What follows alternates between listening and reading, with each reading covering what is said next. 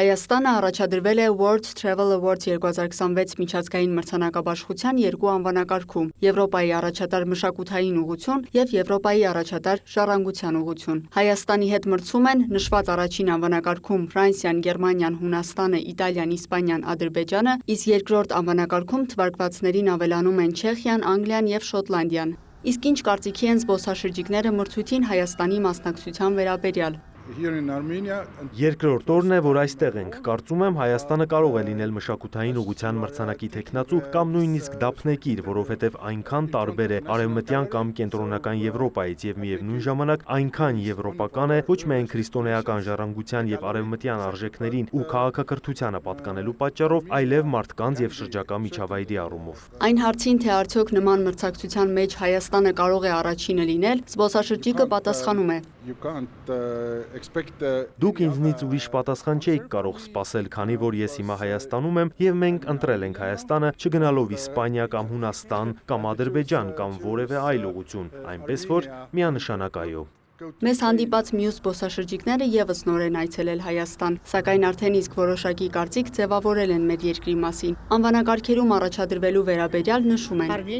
Հայաստանը իհարկե համապատասխանում է նշված անվանակարգերին։ Մենք 3 ենք եկել, դեռևս ամեն ինչից գոհ ենք, կարծում եմ հաղթելու հավանականություն կա։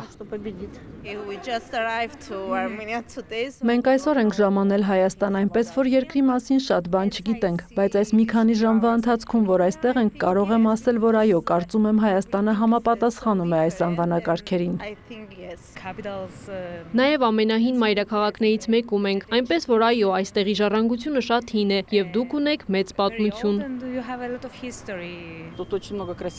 Այստեղ տեսնելու շատ բան կա՝ լեռներ, բնություն, ավերված տաճարներ, եկեղեցիներ։ Առաջին օրն է, որ այստեղ ենք, դեռ ոչինչ չենք տեսել։ Ինչ վերաբերում է մրցույթին, մեծ մրցակցություն կա, բայց կարծում եմ Հայաստանը վերջին տեղում չի լինի։ Մրցույթը հիմնադրվել է Լոնդոնում 1993 թվականին։ Այն համարվում է զբոսաշրջության ոլորտի Օսկար, տեղեկացնում են զբոսաշրջության կոմիտեից։ Մրցույթի միջոցով մարդիկ կարողանում են բացահայտել իրենց համար այդ պահին զբոսաշրջության ոլորտում լավագույն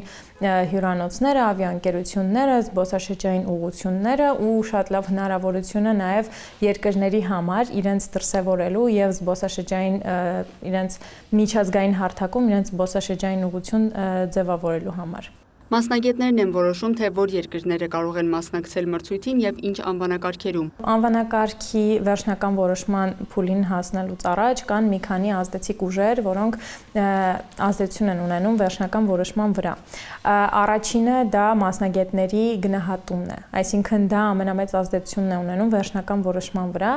իսկ երկրորդ տեղում, որը չի զիջում կարևորությամբ, դա արդեն մարդկանց օգտատերերի քվեարկության արդյունքն է։ Քվեարկությունը բաց է եւ աշխարհի տարբեր երկրներից մարդիկ կարող են քվեարկել, գրանցվելով համապատասխան կայքում։ Անձնական տվյալները լրացնելուց հետո արդեն բերում է այս դաշտը, որտեղ կարող ենք սկսել քվեարկությունը,